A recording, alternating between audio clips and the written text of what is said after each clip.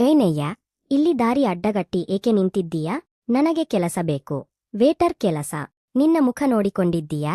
ಇದು ರಸ್ತೆಯ ಬದಿಯ ದಾಬಾ ಅಲ್ಲ, ನಗರದ ಅತಿದೊಡ್ಡ 4 ನಕ್ಷತ್ರಗಳ ಹೋಟೆಲ್. ಏನಾದರೂ ಅನುಭವ ಇದೆಯಾ?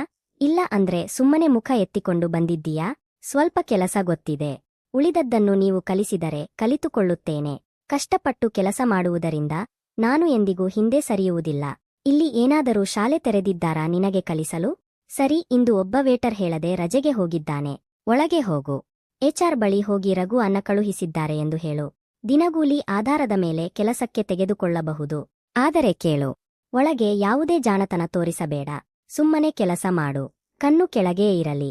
ನಿನ್ನ ಮಿತಿಯಲ್ಲಿ ಇರು. ಮನುಷ್ಯನ ಮಿತಿ ಅವನ ಕೆಲಸದಿಂದ ಗೊತ್ತಾಗುತ್ತದೆ. ನಾನು ನನ್ನ ಕೆಲಸವನ್ನು ಪ್ರಾಮಾಣಿಕವಾಗಿ ಮಾಡುತ್ತೇನೆ. ನೀನು ಹೊಸಬನಾ? ಹೌದು, ಇವತ್ತೇ ಬಂದಿದ್ದೇನೆ.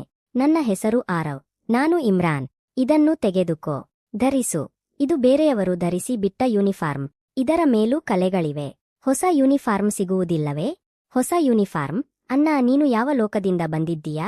ಇಲ್ಲಿ ಹೊಸ ಯೂನಿಫಾರ್ಮ್ ಸಿಗುವುದು ಮೇಲೆ ಕುಳಿತುಕೊಳ್ಳುವ ಮ್ಯಾನೇಜರ್ಗಳಿಗೆ ಮಾತ್ರ. ನಮ್ಮಂತ ಬಡವರಿಗೆ ಬೇರೆಯವರು ಬಿಟ್ಟು ಹೋದ ಗೌರವ ಮತ್ತು ಬೇರೆಯವರು ಬಿಟ್ಟು ಹೋದ ಬಟ್ಟೆಗಳೇ ಸಿಗುತ್ತವೆ. ಸುಮ್ಮನೆ ಧರಿಸು. ಇಲ್ಲದಿದ್ದರೆ ಕೆಲಸದಿಂದ ತೆಗೆದುಹಾಕುತ್ತಾರೆ. ಪರವಾಗಿಲ್ಲ, ಬಟ್ಟೆ ಕೊಳಕಾದರೆ ಮನುಷ್ಯ ಕೊಳಕಾಗುವುದಿಲ್ಲ. ಹಾಗಾದರೆ ಸಂಬಳ ತಿಂಗಳ 5ನೇ ತಾರೀಕಿಗೆ ಸಿಗುತ್ತದೆಯಲ್ಲ? 5ನೇ ತಾರೀಕು? ನಿನಗೆ ಯಾರು ಹೇಳಿದರು? ಅಣ್ಣ, ಇಲ್ಲಿ ಮೊದಲ ಸಂಬಳ ಬರಲು ಕನಿಷ್ಠ 1 ತಿಂಗಳು ಬೇಕಾಗುತ್ತದೆ. ಅದರ ನಂತರವೂ ಪ್ರತಿ ಬಾರಿಯೂ ತಡವಾಗುತ್ತದೆ. 1 ತಿಂಗಳು? ಆದರೆ 1 ತಿಂಗಳು ಸಂಬಳ ಬರದಿದ್ದರೆ ಸಿಬ್ಬಂದಿ ತಮ್ಮ ಮನೆ ಹೇಗೆ ನಡೆಸುತ್ತಾರೆ?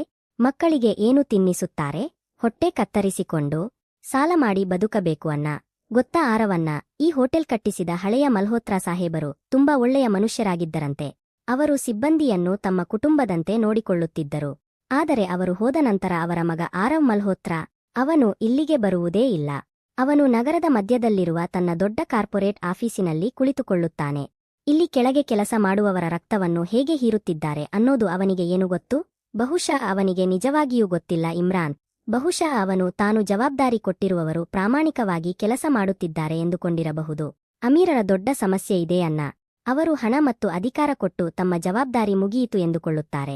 ಆದರೆ ಮಾಲೀಕನೇ ಸ್ವತಃ ನೆಲಮಟ್ಟಕ್ಕೆ ಇಳಿಯುವವರೆಗೂ ವ್ಯವಸ್ಥೆ ಹೀಗೆಯೇ ಕೊಳೆಯುತ್ತಿರುತ್ತದೆ.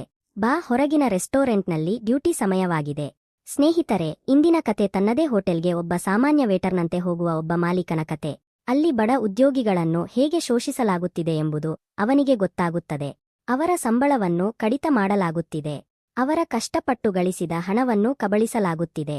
ಆದರೆ ಕಥೆಯ ದೊಡ್ಡ ತಿರುವು ಏನೆಂದರೆ, ಎಲ್ಲರೂ ಒಬ್ಬ ಸಾಮಾನ್ಯ ವೇಟರ್ ಎಂದುಕೊಂಡಿದ್ದವನೇ ಆ ಹೋಟೆಲ್ನ ನಿಜವಾದ ಮಾಲೀಕ ಆರವ್ ಮಲ್ಹೋತ್ರಾ. ಈ 4ನೇ ಟೇಬಲ್ ಇನ್ನೂ ಏಕೆ ಸ್ವಚ್ಛವಾಗಿಲ್ಲ? ನಾನು ಹೇಳಿದ್ದೇನಲ್ಲ, ನನಗೆ ಯಾವುದೇ ತಪ್ಪು ಬೇಡ ಎಂದು. ನೀನು ಇಲ್ಲಿ ಬಾ. ಹೌದು ಮ್ಯಾಡಮ್. ಇದೇನು ನೀನು ಧರಿಸಿರುವುದು? ನಿನಗೆ ಕೆಲಸ ಮಾಡಲು ಬರುತ್ತದೆಯಾ? ಅಥವಾ ಈ ಕೊಳಕು ಯೂನಿಫಾರ್ಮ್ ಹಾಕಿಕೊಂಡು ಇಲ್ಲಿ ಉಚಿತವಾಗಿ ಊಟ ಮಾಡಲು ಬಂದಿದ್ದೀಯಾ? ಮ್ಯಾಡಮ್, ನನಗೆ ಇದೇ ಯೂನಿಫಾರ್ಮ್ ಕೊಟ್ಟಿದ್ದಾರೆ. ಇನ್ನು ಕೆಲಸದ ವಿಷಯಕ್ಕೆ ಬಂದರೆ, ನಾನು ನನ್ನ ಕೆಲಸವನ್ನು ಸಂಪೂರ್ಣ ಶ್ರದ್ಧೆಯಿಂದ ಮಾಡುತ್ತಿದ್ದೇನೆ. ನನಗೆ ತಿರುಗಿ ಉತ್ತರ ಕೊಡಬೇಡ. ನಿನ್ನಂತವರು ಕೆಲಸ ಕದಿಯುವುದು ಮಾತ್ರ ಗೊತ್ತಿರುವವರು. ನಿನ್ನ ಮುಖ ನೋಡಿಕೊಂಡಿದ್ದೀಯಾ? ಈ ಹೋಟೆಲ್ನ ಸ್ಟ್ಯಾಂಡರ್ಡ್ಗೆ ನೀನು ಅರ್ಹನಾ? ಮನುಷ್ಯನ ಬೆಲೆ ಅವನ ಮುಖ ಮತ್ತು ಬಟ್ಟೆಯಿಂದ ನಿರ್ಧಾರವಾಗುವುದಿಲ್ಲ ಮ್ಯಾಡಮ್. ನಾನು ಇಲ್ಲಿ ಕೆಲಸ ಮಾಡಲು ಬಂದಿದ್ದೇನೆ, ಅವಮಾನ ಸಹಿಸಲು ಅಲ್ಲ. ನನಗೆ ನೀನು ಬುದ್ಧಿ ಹೇಳುವಷ್ಟು ಧೈರ್ಯ ಬಂದಿದೆಯಾ? ನೀನು ಹೊಸಬನಾಗಿರುವುದರಿಂದ ಇಂದು ಬಿಟ್ಟು ಬಿಡುತ್ತಿದ್ದೇನೆ. ಮುಂದಿನ ಬಾರಿ ಬಾಯಿ ತೆರೆದರೆ ನಿನ್ನ ಸಂಬಳದಿಂದ ಜೀವನಪೂರ್ತಿ ನೆನಪಿಟ್ಟುಕೊಳ್ಳುವಷ್ಟು ದಂಡ ಕಡಿತ ಮಾಡುತ್ತೇನೆ. ಇಲ್ಲಿಂದ ಹೋಗು. ನನ್ನ ಕಣ್ಣಿಗೆ ಮತ್ತೆ ಬೀಳಬೇಡ. ಕುರುಡಳಾ ನೀನು? ನಿನಗೆ ಕಾಣಿಸುವುದಿಲ್ಲವೇ? ನನ್ನನ್ನು ಕ್ಷಮಿಸಿ ಮ್ಯಾಡಮ್. ತಪ್ಪಾಗಿ ಆಯಿತು. ನಾನು ಕಳೆದ 8 ಗಂಟೆಗಳಿಂದ ನಿರಂತರವಾಗಿ ಕೆಲಸ ಮಾಡುತ್ತಿದ್ದೇನೆ. ತಲೆ ಸುತ್ತಿ ಬಿದ್ದಿತು. ನಿನಗೆ ತಲೆ ಸುತ್ತಿದೆಯೋ ಇಲ್ಲವೋ ನನಗೆ ಯಾವುದೇ ಸಂಬಂಧವಿಲ್ಲ. ನೀನು ಸುರಿದ ನೀರು ನನ್ನ 10,000 ರೂಪಾಯಿ ಶೂಗಳ ಮೇಲೆ ಬಿದ್ದಿದೆ. ಈ ಶೂಗಳ ಬೆಲೆ ನಿನ್ನ ಇಡೀ ತಿಂಗಳ ಸಂಬಳಕ್ಕಿಂತ ಹೆಚ್ಚೆಂದು ನಿನಗೆ ಗೊತ್ತೇ? ಅನಕ್ಷರಸ್ಥ ಅಸಂಸ್ಕೃತ ಹೆಂಗಸರು ಎಂದಿಗೂ ವೃತ್ತಿಪರವಾಗಿ ಕೆಲಸ ಕಲಿಯಲು ಸಾಧ್ಯವಿಲ್ಲ. ಮ್ಯಾಡಮ್, ನಾನು ಈಗಲೇ ಸ್ವಚ್ಛ ಮಾಡುತ್ತೇನೆ. ದಯವಿಟ್ಟು ನನ್ನ ಕೆಲಸ ಕಸಿದುಕೊಳ್ಳಬೇಡಿ. ನನಗೆ ಗಂಡ ಇಲ್ಲ. ನನ್ನ ಮಕ್ಕಳು ಹಸಿವಿನಿಂದ ಸಾಯುತ್ತಾರೆ. ನಿನ್ನ ಮಕ್ಕಳ ಜವಾಬ್ದಾರಿ ಈ ಹೋಟೆಲ್ನದ್ದಲ್ಲ. ನೀನು ನನಗೆ ನಷ್ಟ ಮಾಡಿದ್ದೀಯಾ? ಈ ತಿಂಗಳ ನಿನ್ನ ಸಂಬಳದಿಂದ 2 ರೂಪೀಸ್ 000 ಕಡಿತ ಮಾಡಲಾಗುತ್ತದೆ. ಇಲ್ಲ ಮ್ಯಾಡಮ್, ದಯವಿಟ್ಟು ಹಾಗೆ ಮಾಡಬೇಡಿ. ಕಳೆದ ತಿಂಗಳು ನೀವು ನನ್ನ ಸಂಬಳ ಕಡಿತ ಮಾಡಿದ್ದೀರಿ. 2 ರೂಪೀಸ್ 000 ಕಡಿತವಾದರೆ ನನ್ನ ಮಕ್ಕಳ ಶಾಲಾ ಫೀಸ್ ಹೇಗೆ ಕಟ್ಟಲಿ? ನಿಮ್ಮ ಕಾಲಿಗೆ ಬೀಳುತ್ತೇನೆ ಮ್ಯಾಡಮ್. ಮ್ಯಾಮ್, ಯಾರಿಂದಲೂ ತಪ್ಪಾಗಬಹುದು. ಇವಳು ಮನುಷ್ಯಳು, ಯಂತ್ರವಲ್ಲ. ಈ ಸಣ್ಣ ವಿಷಯಕ್ಕಾಗಿ ಒಬ್ಬ ಬಡವಳ 2 ರೂಪೀಸ್ 000 ಕಡಿತ ಮಾಡುವುದು ಸರಿಯಲ್ಲ. ನೀನು ಮಧ್ಯದಲ್ಲಿ ಮಾತನಾಡುವಷ್ಟು ಧೈರ್ಯ ಹೇಗೆ ಬಂತು? ನೀನು ಕೇವಲ ಒಬ್ಬ ನೌಕರ. ನೌಕರನಿಗೆ ಯಾವುದೇ ಧ್ವನಿ ಇರುವುದಿಲ್ಲ. ಇವಳ ಬಗ್ಗೆ ನಿನಗೆ ಇಷ್ಟು ಕಾಳಜಿ ಇದ್ದರೆ ಈ ಹಣವನ್ನು ನಿನ್ನ ಸಂಬಳದಿಂದಲೇ ಕಡಿತ ಮಾಡಲಾ? ಒಬ್ಬ ಅಸಹಾಯಕ ತಾಯಿಯ ಕಣ್ಣೀರು ಒರೆಸುವುದಕ್ಕಾಗಿ ನನ್ನ ಸಂಬಳ ಕಡಿತವಾಗುವುದಾದರೆ ಸಂತೋಷದಿಂದ ಕಡಿತ ಮಾಡಿ ಮ್ಯಾಮ್. ದೊಡ್ಡ ಸಮಾಜ ಸೇವಕನಾಗುತ್ತಿದ್ದೀಯಾ? ಸರಿ. ಇಂದಿನಿಂದ ನಿಮ್ಮಿಬ್ಬರ ಸಂಬಳದ ಮೇಲೆ ನನ್ನ ವಿಶೇಷ ಗಮನ ಇರುತ್ತದೆ ಮತ್ತು ಈ ಸಂಪೂರ್ಣ ನೆಲ 5 ನಿಮಿಷದೊಳಗೆ ಹೊಳೆಯಬೇಕು. ಅಳಬೇಡ ತಂಗಿ, ಕಣ್ಣೀರು ಒರೆಸಿಕೋ. ನೀನು ಯಾಕೆ ಮಾತನಾಡಿದೆ ಅಣ್ಣ? ಇವರು ತುಂಬಾ ಶಕ್ತಿಶಾಲಿಗಳು. ನಮ್ಮಂತ ಬಡವರಿಗೆ ಇಲ್ಲಿ ಯಾವುದೇ ಗೌರವವಿಲ್ಲ. ನಾವು ಇವರ ಪಾದರಕ್ಷೆಗಳ ಧೂಳಿನಂತೆ. ಮನುಷ್ಯ ಮಣ್ಣಿನಿಂದ ಹುಟ್ಟುತ್ತಾನೆ ತಂಗಿ, ಧೂಳಿನಿಂದ ಅಲ್ಲ. ಮತ್ತು ಇದೇ ಮಣ್ಣು ಗಾಳಿಯಲ್ಲಿ ಹಾರಿದಾಗ ದೊಡ್ಡ ದೊಡ್ಡವರ ಕಣ್ಣುಗಳನ್ನೇ ಕುರುಡಾಗಿಸುತ್ತದೆ. ನೀನು ಧೈರ್ಯ ಕಳೆದುಕೊಳ್ಳಬೇಡ. ಇಂದಿನಿಂದ ನಿನ್ನ ಹಣವನ್ನು ಯಾರೂ ಕಡಿತ ಮಾಡುವುದಿಲ್ಲ. ಮಾಲೀಕನಿಗೆ ಗೊತ್ತಿರಲಿಲ್ಲ, ಏಕೆಂದರೆ ಮಾಲೀಕನೇ ತನ್ನ ಕಣ್ಣುಗಳನ್ನು ಮುಚ್ಚಿಕೊಂಡಿದ್ದ. ಈ ಹೋಟೆಲ್ನ ಕಟ್ಟಡ ತುಂಬಾ ಹೊಳೆಯುತ್ತಿದೆ, ಆದರೆ ಇದರ ಬೇರುಗಳು ಒಳಗಿನಿಂದಲೇ ಕೊಳೆತು ಹೋಗಿವೆ.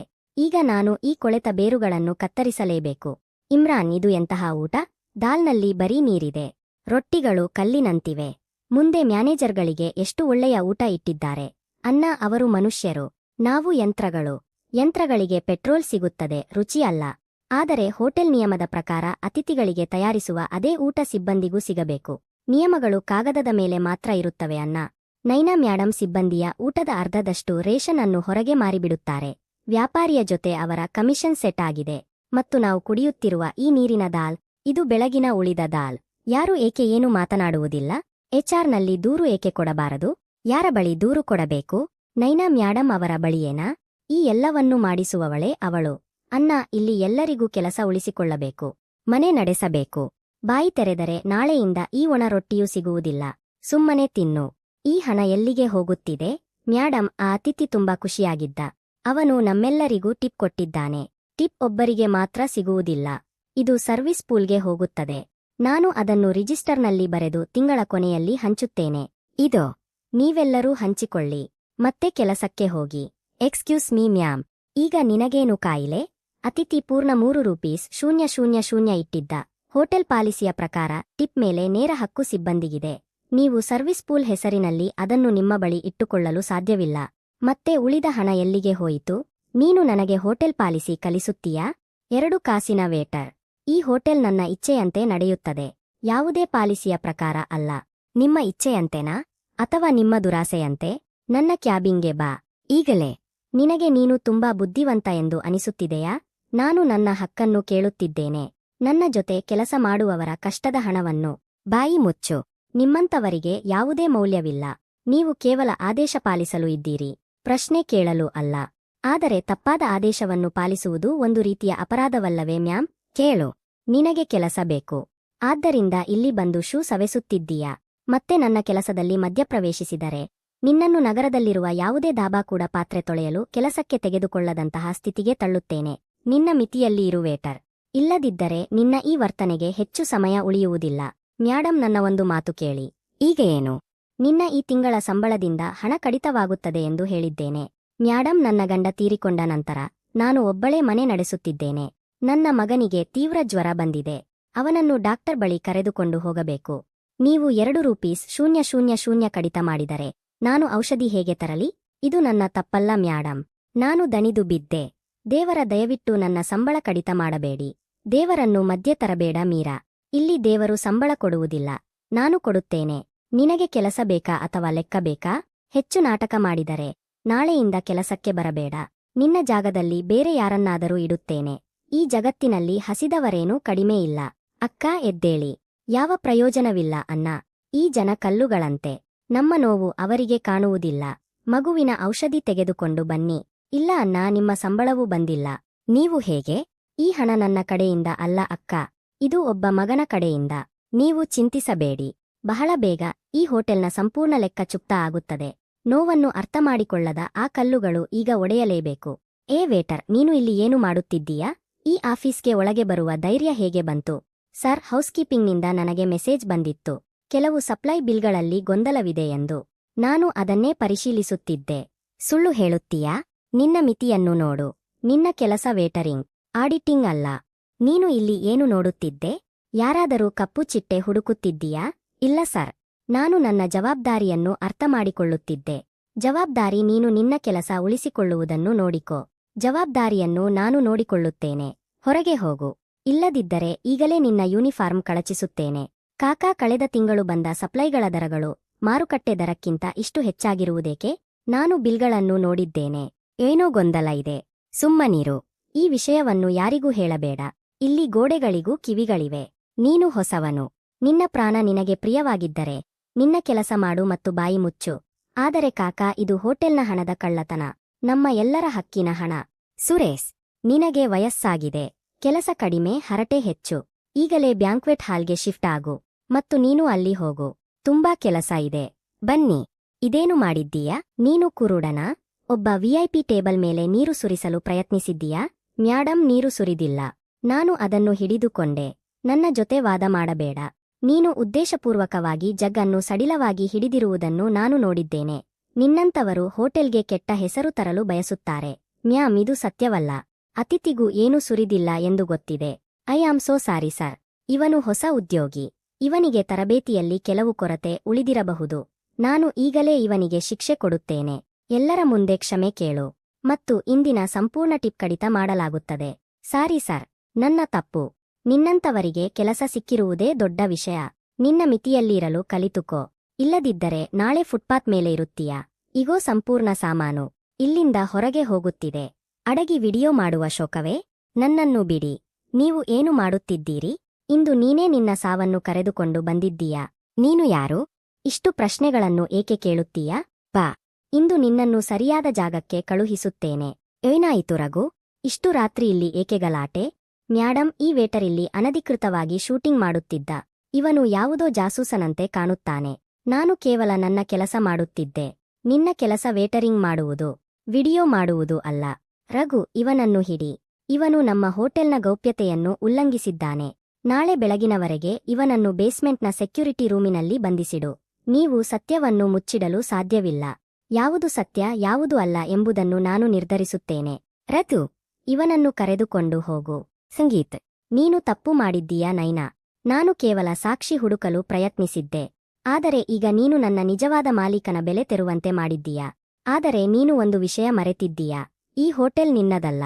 ನೀನು ಕೊಳೆಸಿರುವ ಆ ವ್ಯವಸ್ಥೆಯದು. ಈಗ ನಿಜವಾದ ಆಟ ಪ್ರಾರಂಭವಾಗಲಿದೆ. ಹೇಗಿತ್ತು ವೇಟರ್? ಕತ್ತಲೆಯಲ್ಲಿ ನಿನ್ನ ಮಿತಿ ಅರ್ಥವಾಯಿತಾ? ಇನ್ನೂ ಸ್ವಲ್ಪ ದರ್ಪ ಉಳಿದಿದೆಯಾ? ಕತ್ತಲೆ ನಿಮ್ಮ ಮೆದುಳಿನಲ್ಲಿದೆ ಮ್ಯಾಡಮ್. ನನಗೆ ಇಲ್ಲಿ ಕೆಳಗೆ ಕುಳಿತುಕೊಂಡಾಗ ಈ ಹೋಟೆಲ್ನ ಕೊಳೆತ ವ್ಯವಸ್ಥೆ ತುಂಬಾ ಸ್ಪಷ್ಟವಾಗಿ ಕಾಣುತ್ತಿದೆ. ಮ್ಯಾಡಮ್ ಎದುರು ಬಾಯಿ ಆಡಿಸುತ್ತೀಯಾ? ಈಗ ನಿನ್ನ ಎಲ್ಲಾ ನಾಯಕಗಿರಿಯನ್ನು ಹೊರಗೆ ತೆಗೆದುಕೊಳ್ಳುತ್ತೇನೆ. ನಿಲ್ಲು ರಘು. ಇವನ ದೇಹದ ಮೇಲೆ ಹೊಸ ಗುರುತುಗಳು ಬೀಳಬಾರದು. ಹಾಗೇ ನಾವು ಪೊಲೀಸರನ್ನು ಕರೆಯುವ ನಿರ್ಧಾರವನ್ನು ಬದಲಾಯಿಸಿದ್ದೇವೆ. ಇವನನ್ನು ಹೀಗೆಯೇ ಕೊಳೆಯಲು ಬಿಡೋಣ. ಏಕೆಂದರೆ ಪೊಲೀಸರು ಬಂದರೆ ನಾನು ಅವರಿಗೆ ಲೋಡಿಂಗ್ ಏರಿಯಾದ ಸಿಸಿಟಿವಿ ಕ್ಯಾಮೆರಾಗಳನ್ನು ಪರಿಶೀಲಿಸಲು ಹೇಳುತ್ತಿದ್ದೆ.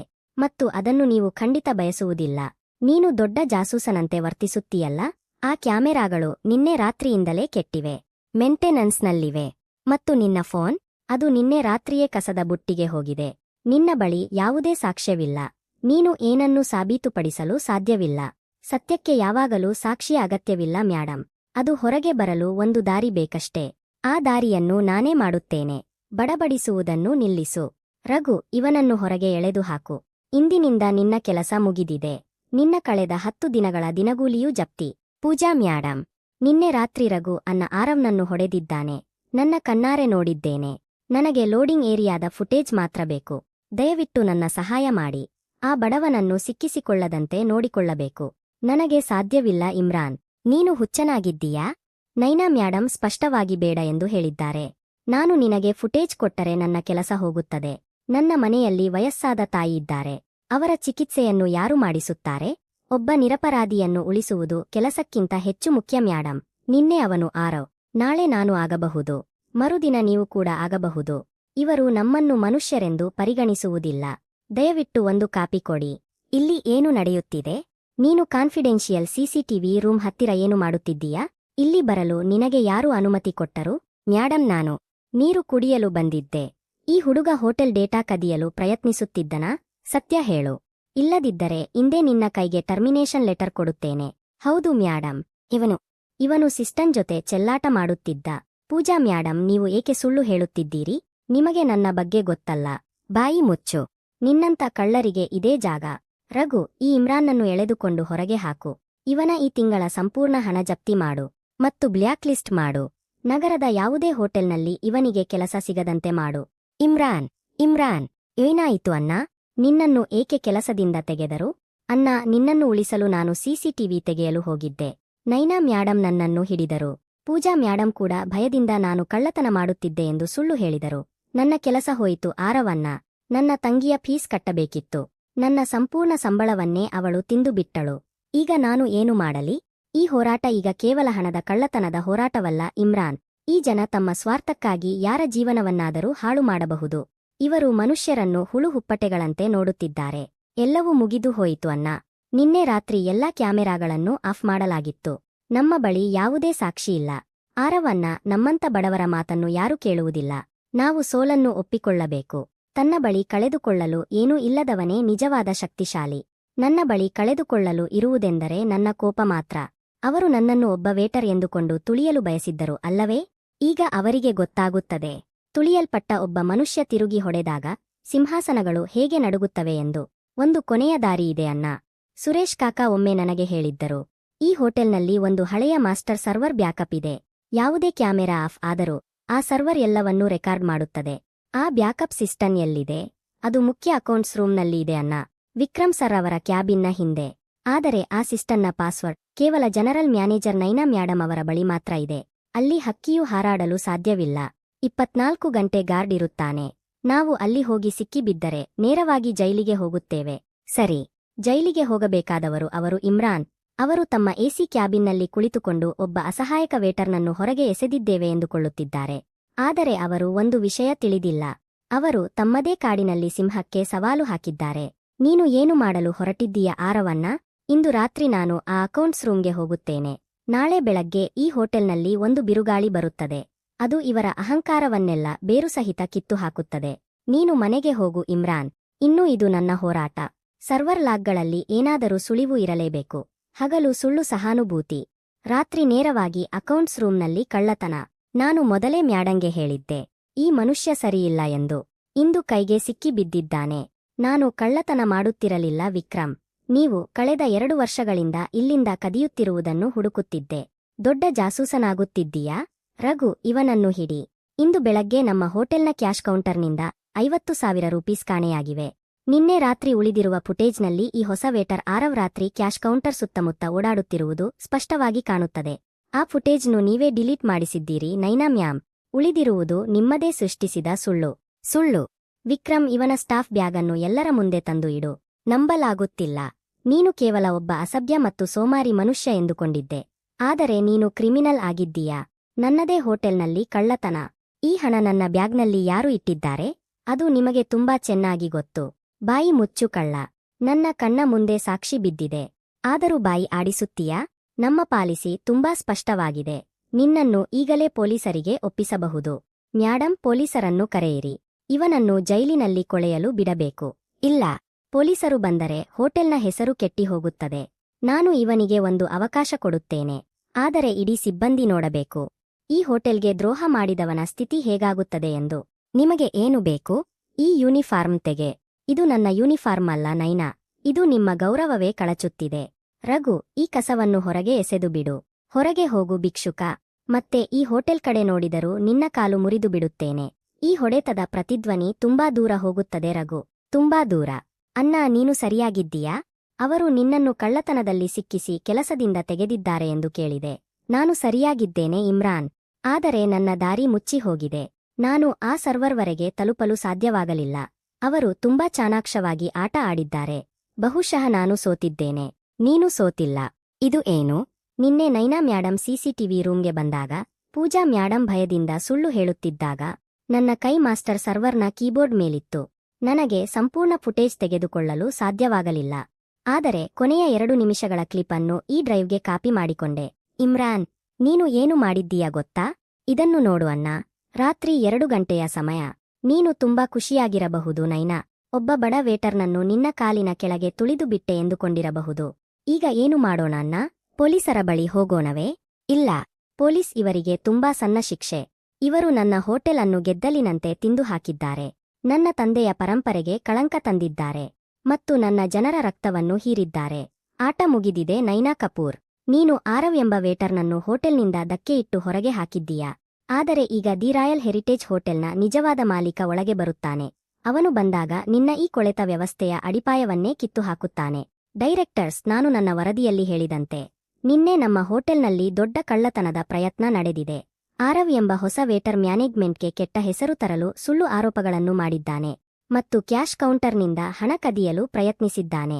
ಹೋಟೆಲ್ನ ಹೆಸರು ಕೆಟ್ಟಿ ಹೋಗದಂತೆ ನಾನು ತಕ್ಷಣ ಕ್ರಮ ಕೈಗೊಂಡು ಅವನನ್ನು ಕೆಲಸದಿಂದ ತೆಗೆದಿದ್ದೇನೆ. ನಿನ್ನಷ್ಟು ಧೈರ್ಯವೇ? ನೇರವಾಗಿ ಬೋರ್ಡ್ ರೂಮ್ಗೆ ನುಗ್ಗುತ್ತೀಯಾ? ಸೆಕ್ಯೂರಿಟಿ, ರಘು, ಇವನನ್ನು ಧಕ್ಕೆಯಿಟ್ಟು ಹೊರಗೆ ಹಾಕಿ. ಮಿಸ್ಟರ್ ಮಲ್ಹೋತ್ರಾ, ನೀವು ಇಷ್ಟು ವರ್ಷಗಳ ನಂತರ ಸ್ವತಃ ಇಲ್ಲಿ? ಮಿಸ್ಟರ್ ಮಲ್ಹೋತ್ರಾ, ಆರವ್ ಮಲ್ಹೋತ್ರಾ, ಈ ಹೋಟೆಲ್ನ ಮಾಲೀಕ. ನೀವು ಕಳ್ಳ ಎಂದು ಕರೆದ ವೇಟರ್ನ ತನಿಖೆಯನ್ನು ನೀವೇ ಮಾಡಿದ್ದೀರಲ್ಲ ನೈನಾ? ನನಗೆ ಯಾವುದೇ ಅಂದಾಜೇ ಇರಲಿಲ್ಲ. ನೀವು ವೇಟರ್ ಆಗಿ. ಸರ್, ಇದು ಒಂದು ತಪ್ಪು ತಿಳುವಳಿಕೆ. ಆ ವಿಕ್ರಮ್ ಕೇವಲ ಕಾಗದಗಳ ಮೇಲೆ ಸಹಿ ಮಾಡಿದ್ದಾನೆ. ಆದರೆ ಇದರ ಹಿಂದೆ ಇದ್ದ ಮೆದುಳು ನೀನು. ನಿನ್ನೆ ರಾತ್ರಿ ನನ್ನ ಬ್ಯಾಗ್ನಲ್ಲಿ ನೀನು ಇಟ್ಟ 50,000 ರೂಪೀಸ್, ಅದು ಮಾಸ್ಟರ್ ಸರ್ವರ್ನಿಂದ ಡಿಲೀಟ್ ಆಗಿದೆ ಎಂದುಕೊಂಡಿದ್ದೆ. ಇದು ನಿನ್ನೆ ರಾತ್ರಿ 2 ಗಂಟೆಯ ಸರ್ವರ್ ಫುಟೇಜ್. ಇದರಲ್ಲಿ ವಿಕ್ರಮ್ ಅಕೌಂಟ್ಸ್ ರೂಮ್ನಿಂದ ಹಣ ತೆಗೆಯುತ್ತಿರುವುದು ಕಾಣುತ್ತದೆ. ರಘು ಆ ಹಣವನ್ನು ವೇಟರ್ನ ಬ್ಯಾಗ್ನಲ್ಲಿ ಇಡುತ್ತಿರುವುದು ಕಾಣುತ್ತದೆ ಮತ್ತು ನೀನು ಬಾಗಿಲ ಬಳಿ ನಿಂತು ಕಾವಲು ಕಾಯುತ್ತಿರುವುದು ಕಾಣುತ್ತದೆ. ನನ್ನನ್ನು ಕ್ಷಮಿಸಿ ಸರ್. ಮ್ಯಾಡಮ್ ನನ್ನನ್ನು ಬೆದರಿಸಿದ್ದರು. ಅವರಿಗೆ ಸಹಕರಿಸದಿದ್ದರೆ ಫ್ರಾಡ್ ಕೇಸ್ನಲ್ಲಿ ಸಿಕ್ಕಿಸುತ್ತೇನೆ ಎಂದು ಹೇಳಿದರು. ನನ್ನ ತಪ್ಪೇನಿಲ್ಲ ಮಾಲೀಕರೇ. ಮತ್ತು ಹೌಸ್ಕೀಪಿಂಗ್ನ ಸಪ್ಲೈಗಳಿಗೆ ಮಾಡಲಾಗುತ್ತಿದ್ದ ನಕಲಿ ಬಿಲ್ಗಳು, ಅದು ಬಲವಂತದಿಂದ. ಆಡಿಟ್ ವರದಿ. ಕಳೆದ 2 ವರ್ಷಗಳಲ್ಲಿ ವಿತರಕರಿಂದ ಬಂದ ಕಮಿಷನ್ ನೇರವಾಗಿ ಜನರಲ್ ಮ್ಯಾನೇಜರ್ ನೈನಾ ಕಪೂರ್ ಅವರ ವೈಯಕ್ತಿಕ ಖಾತೆಗೆ ಹೋಗಿದೆ. ಇದೆಲ್ಲ ಸುಳ್ಳು. ನಾನು ಏನು ಮಾಡಿದರೂ ಈ ಹೋಟೆಲ್ನ ಲಾಭಕ್ಕಾಗಿ ಮಾಡಿದ್ದೇನೆ. ನೀವು ಕಾರ್ಪೊರೇಟ್ ಆಫೀಸಿನಲ್ಲಿ ಕುಳಿತುಕೊಳ್ಳುತ್ತೀರಿ. ನಾನು ಈ ಹೋಟೆಲ್ನ ಲಾಭ ಹೆಚ್ಚಿಸಿದ್ದೇನೆ. ಹೀಗೆ ಆರೋಪ ಮಾಡಲು ಸಾಧ್ಯವಿಲ್ಲ. ಪೂಜಾ ಮೀರಾ, ಒಳಗೆ ಬನ್ನಿ. ನೀನು ಲಾಭ ಹೆಚ್ಚಿಸಿಲ್ಲ ನೈನಾ. ನೀನು ಮನುಷ್ಯರ ರಕ್ತ ಹೀರಿ ಹಣ ಸಂಪಾದಿಸಿದ್ದೀಯಾ. ನನ್ನನ್ನು ಕ್ಷಮಿಸಿ ಸರ್. ನೈನಾ ಮ್ಯಾಡಮ್ ನನ್ನನ್ನು ಬಡ ಸಿಬ್ಬಂದಿಯ ಹಾಜರಾತಿ ಕಡಿತ ಮಾಡಲು ಬಲವಂತಪಡಿಸುತ್ತಿದ್ದರು. ನಾನು ನಿರಾಕರಿಸಿದರೆ ನನ್ನ ವಯಸ್ಸಾದ ತಾಯಿಯ ಮೇಲೆ ಪ್ರಮಾಣ ಮಾಡಿಸಿ ಕೆಲಸದಿಂದ ತೆಗೆದುಹಾಕುವುದಾಗಿ ಬೆದರಿಸುತ್ತಿದ್ದರು. ನನ್ನ ಅನಾರೋಗ್ಯದಿಂದ ಬಳಲುತ್ತಿದ್ದ ಮಗುವಿನ ಔಷಧಿಯ ಹಣವನ್ನು ಮ್ಯಾಡಮ್ ಕಡಿತ ಮಾಡಿದರು. ನಾನು 1 ಗ್ಲಾಸ್ ನೀರು ಸುರಿಸಿದ್ದೇನೆ ಎಂದು ಹೇಳಿ ಹೋಟೆಲ್ನಲ್ಲಿ ನಮ್ಮ ಪರಿಶ್ರಮಕ್ಕೆ ಸಿಗುತ್ತಿದ್ದ ಟಿಪ್ ಹಣವನ್ನು ಸರ್ವಿಸ್ ಪೂಲ್ ಹೆಸರಿನಲ್ಲಿ ಮ್ಯಾಡಮ್ ತಮ್ಮ ಜೇಬಿಗೆ ಹಾಕಿಕೊಳ್ಳುತ್ತಿದ್ದರು. ಈ ಎಲ್ಲಾ ದಾಖಲೆಗಳು ಮತ್ತು ಸಾಕ್ಷ್ಯಗಳಲ್ಲಿ ಒಂದು ವಿಷಯ ಅತ್ಯಂತ ಸ್ಪಷ್ಟವಾಗಿ ಕಾಣುತ್ತದೆ. ಹಣದ ಕಳ್ಳತನಕ್ಕಿಂತಲೂ ದೊಡ್ಡ ಅಪರಾಧ. ನೀನು ಒಬ್ಬ ಅಸಹಾಯಕ ತಾಯಿಯನ್ನು ನನ್ನ ಮುಂದೆ ಕಾಲಿಗೆ ಬೀಳುವಂತೆ ಮಾಡಿದ್ದೀಯಾ. ನೀನು ನಿರಪರಾಧಿಗಳನ್ನು ಕಳ್ಳರನ್ನಾಗಿ ಮಾಡಿದ್ದೀಯಾ. ಸರ್, ನನಗೆ ಒಂದು ಕೊನೆಯ ಅವಕಾಶ ಕೊಡಿ. ಬೋರ್ಡ್ನ ತೀರ್ಮಾನ. ನೈನಾ ಕಪೂರ್, ವಿಕ್ರಮ್ ಸೂದ್ ಮತ್ತು ರಘು ಯಾದವ್, ನಿಮ್ಮ ಮೂವರನ್ನು ತಕ್ಷಣ ಅಮಾನತುಗೊಳಿಸಲಾಗುತ್ತದೆ. ನಿಮ್ಮ ಎಲ್ಲಾ ಬ್ಯಾಂಕ್ ಖಾತೆಗಳನ್ನು ಫ್ರೀಜ್ ಮಾಡಲಾಗುತ್ತದೆ.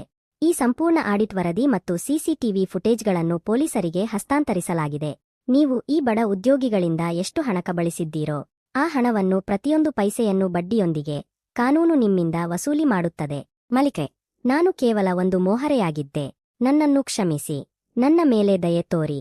ನೀನು ಇತರರನ್ನು ಹೆದರಿಸಲು ಮತ್ತು ಹೊಡೆಯಲು ಬಳಸಿದ ಆ ಶಕ್ತಿಯನ್ನೇ ಈಗ ಅದೇ ವ್ಯವಸ್ಥೆಯ ಮುಂದೆ ನೀನು ಉತ್ತರಿಸಬೇಕು. ರಘು, ಇವರನ್ನು ಕರೆದುಕೊಂಡು ಹೋಗಿ. ಪೊಲೀಸರು ಹೊರಗೆ ಕಾಯುತ್ತಿದ್ದಾರೆ.